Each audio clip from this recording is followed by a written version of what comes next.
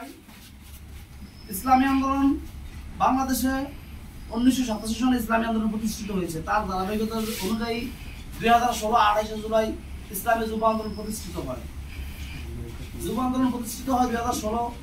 এই 28 জুলাইয়ের পর থেকে আপনার আমাদের কেন্দ্রীয় যে মুরব্বীদের অক্লান্ত পরিশ্রমের মাধ্যমে আজকে আমাদের ইউনিয়নে আওতায় আসছে নাকি ভাই?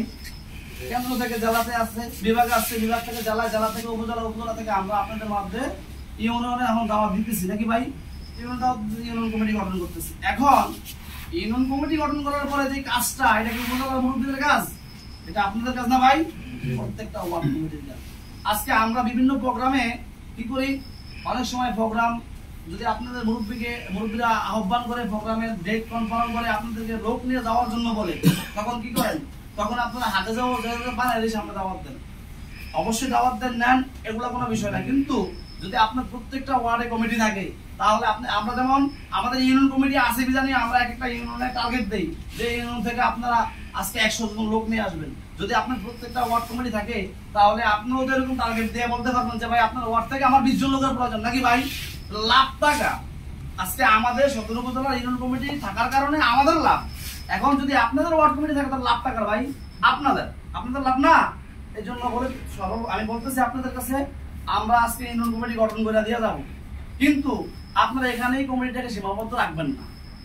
এটাকে আপনারা ভাগাভাগি করতে হবে, কাজের ভাগাভাগি করতে হবে, কিভাবে পরিকল্পনা হাতে নিতে হবে। আপনারা পরিকল্পনা হাতে নিতে হবে এই কমিটিতে কিভাবে স্ট্রং করা যায়। আপনি বলেন, এখন ইসলামী আন্দোলন বাংলাদেশ সারা বাংলাদেশে একটি আলোচিত এরপরে আপনার বিভিন্ন টেবিলে আলোচনা পর্যালোচনার একটি সংগঠন না ভাই? ইসলামী আন্দোলনকে এখন সরকারি সংগঠন আপনারা দেখছেন 5 তারিখের পরে সবচেয়ে বেশি টকশোতে অংশগ্রহণ করছে ইসলামী আন্দোলনের কর্মীরা নাকি ভাই?